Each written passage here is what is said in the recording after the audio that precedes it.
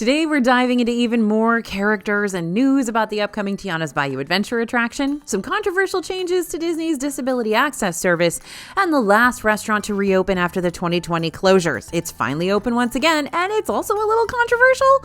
All the latest theme park news is coming up right now here on DFB Guide.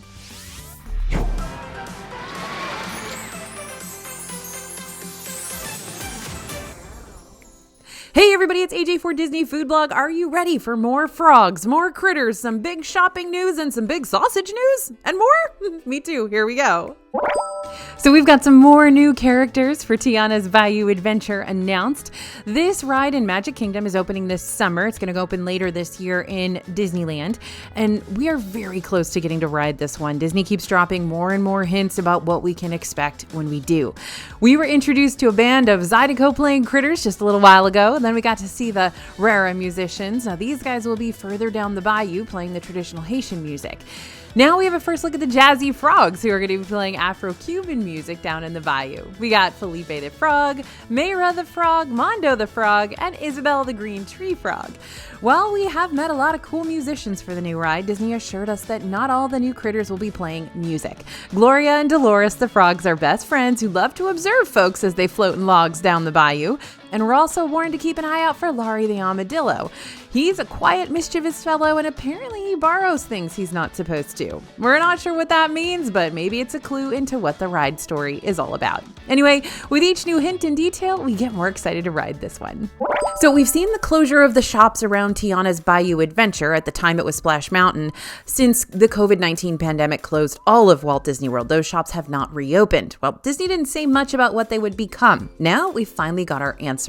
Disney took to Instagram to share the two new stores that we'll be seeing near the bayou. First, we're going to see Critter Co-op. However, they have some house rules, so make sure to check out that sign before you enter. We think we'll need a little more insight into what Swamp Casual is, but we'll rock it either way.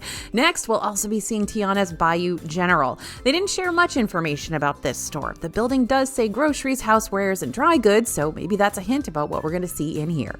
The Disability Access Service in Disney World and Disneyland is designed to accommodate guests and their families who have difficulty tolerating extended waits in a conventional queue environment due to a disability. And Disney announced this week that the DAS system would undergo some important changes.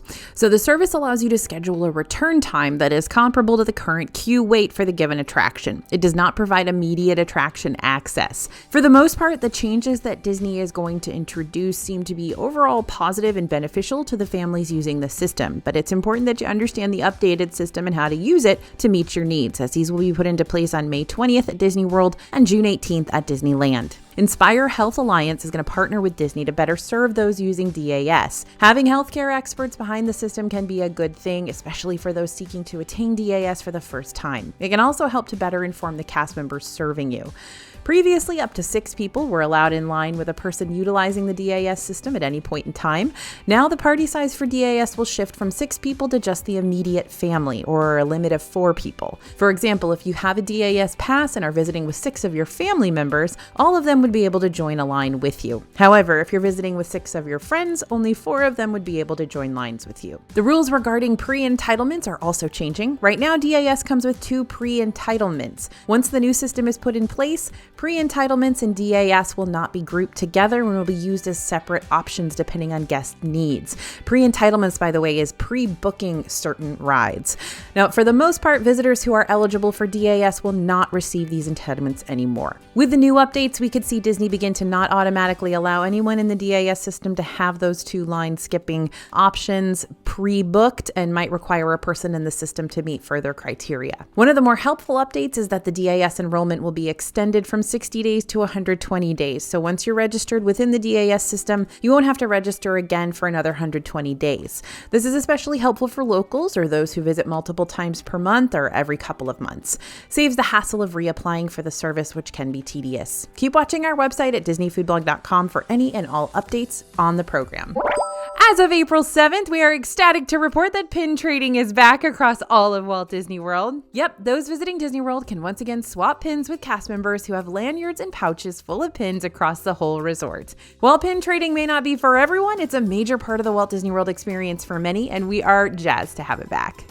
All right, everyone, listen up. I've got discount news. If you're an annual pass holder and you book a Disney World vacation package for dates between July 8th and October 3rd, you can save up to 35% off a stay in Disney World. This can make a huge difference in your total price for your vacation stay, and it could be enough to allow you to upgrade from staying at a moderate hotel to a deluxe.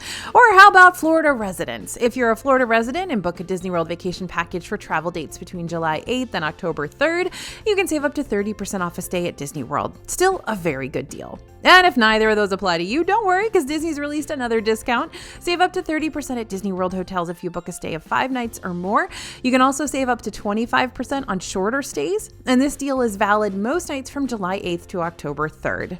Now, don't forget, if you need any help planning your vacation, check out our friends over at Small World Vacations. They are experts when it comes to planning Disney World vacays and can help you from start to finish, and totally free.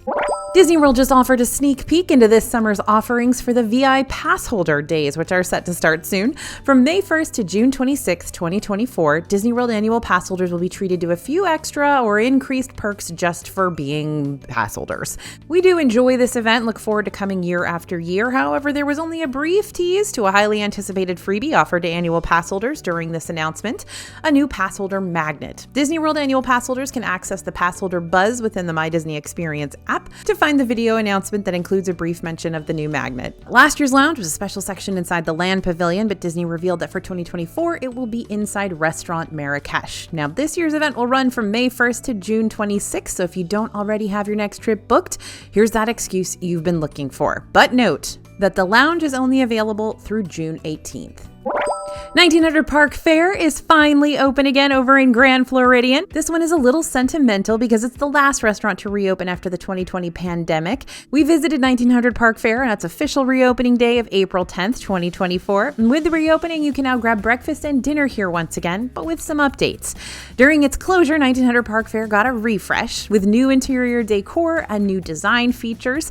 And the inside sports brand new wallpaper covering the walls, ample seating between booths and tables with chair combos to fill the dining room, and framed portraits of the wishmakers along the walls, aka the characters in some of our favorite films. 1900 Park Fair is a character meal for breakfast and dinner, and the characters have changed with the reopening. Now you can meet Aladdin as Prince Ali, Princess Tiana in her new Tiana's Bayou Adventure outfit, Mirabelle from Encanto, and of course Cinderella is back again. She was available in the restaurant before its closure back in March 2020 for dinner, and she's the only former character returning. Each of these characters comes from stories that celebrate the magic of a wish.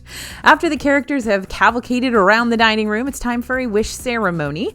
And once you're seated at your table, your server will present you with a Wishmaker's dining experience card and instruct you to think of a wish to write down before the ceremony. Once you've done it, you're ready for whenever the ceremony kicks off. You'll know to get ready when you hear Jiminy Cricket's voice overhead explaining the ceremony will be happening soon. Then you'll hear the announcement to hold your wish card up high in the sky, wave it around above your head, and recite the wishing ceremony phrase. Many of the menu offerings are inspired by the characters and movies represented as well. For breakfast, some of the standout items for us were the bread pudding, the croissant breakfast pizza, the cheese grits, and the iconic strawberry soup.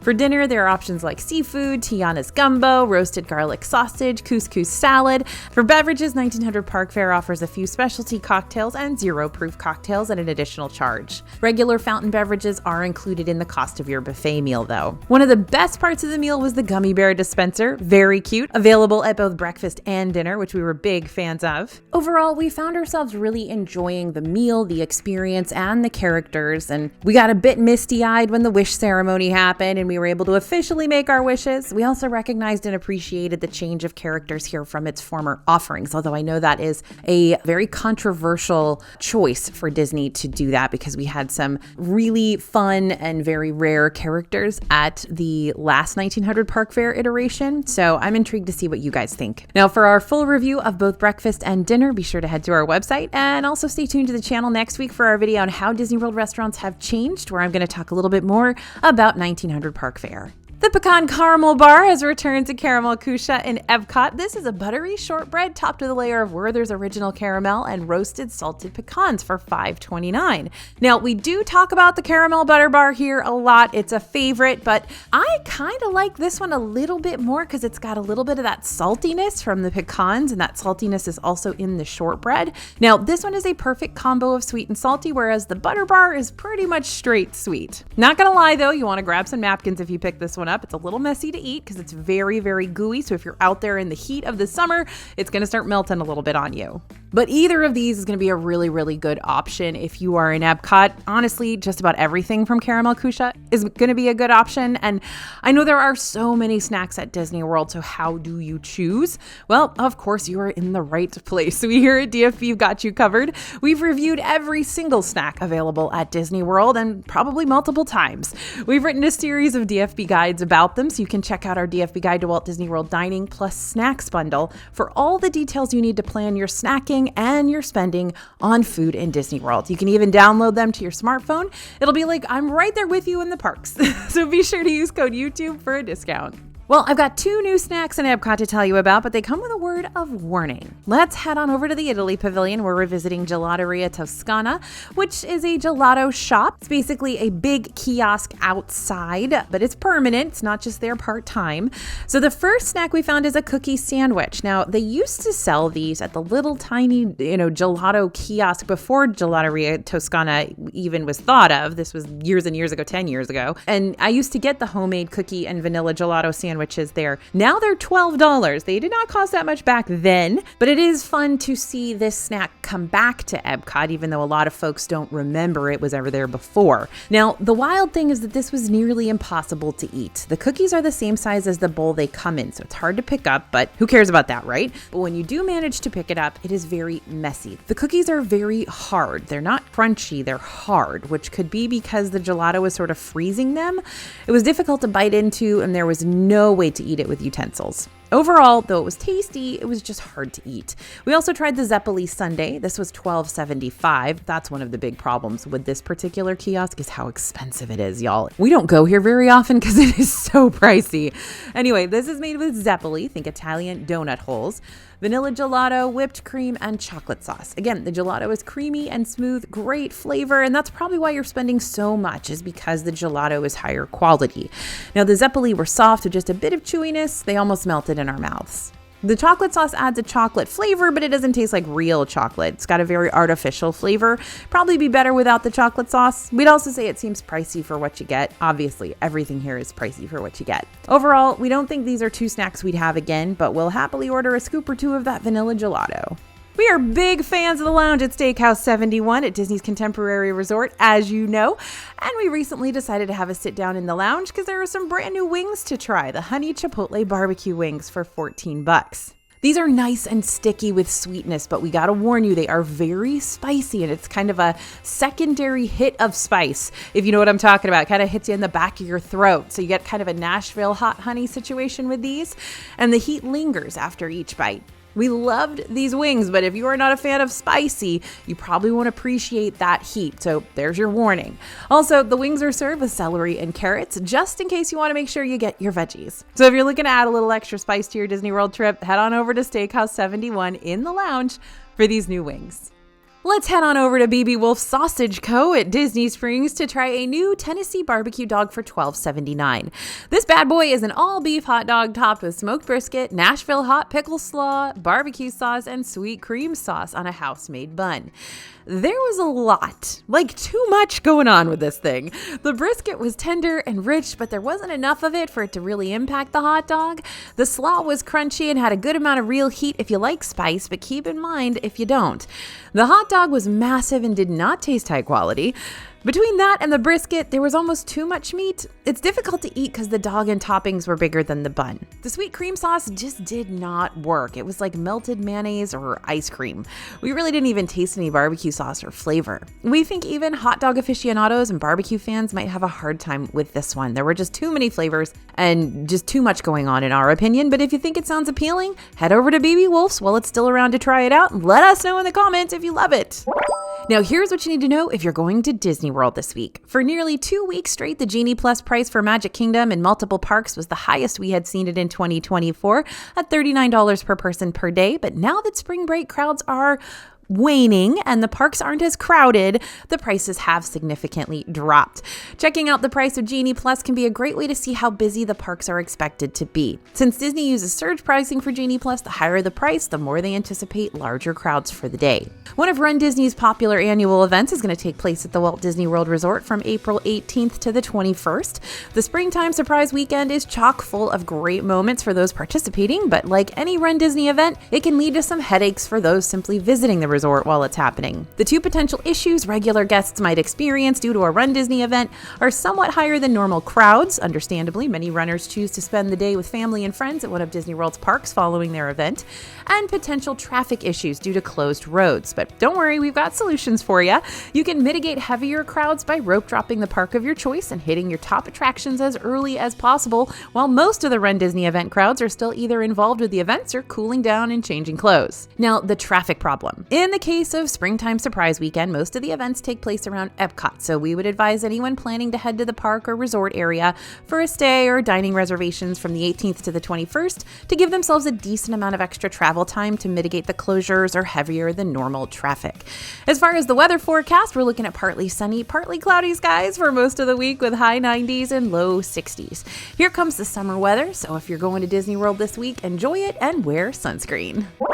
Disney and Lug have teamed up yet again to bring us even more cute designs. Over in Canada, there are two new designs. The largest is an all-over plaid of their backpack sporting the Canada name over the top and a few hidden Mickeys within the background's design. Lug also released a smaller character bag featuring an embroidered Chip's face on the front pocket design against the same plaid background. It is very, very cute. And over in the Norway pavilion, the Fjording is now selling its own Norway design of the Disney Lug backpacks. It has a navy blue background with a beautiful embroidered design on the front of the bag. You can even spot a hidden Mickey among the green, orange, and yellow.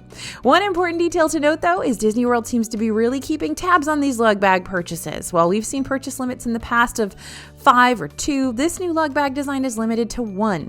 Kate Spade and Disney have recently collaborated once again on a new bag collection, and it's got us in our Snow White era. The collection truly encapsulates Snow White's beauty and grace and love for animals, and even shows off the dreaded apple in some items. In this collection, you're going to find a mini backpack, a tote bag, the magic mirror crossbody, a card holder, and more. Magic mirror on the wall, who's the fairest of them all? This one. We hope you love this collection as much as we do. If you want to check out the collection for yourself, the link is down below. That's all the news we've got for you today. Don't forget to join our newsletter. It is completely free, and then you get those updates every single day in your inbox. Thanks for listening, everyone, and thanks for watching. As always, this is AJ for Disney Food Blog, and we'll see you real soon.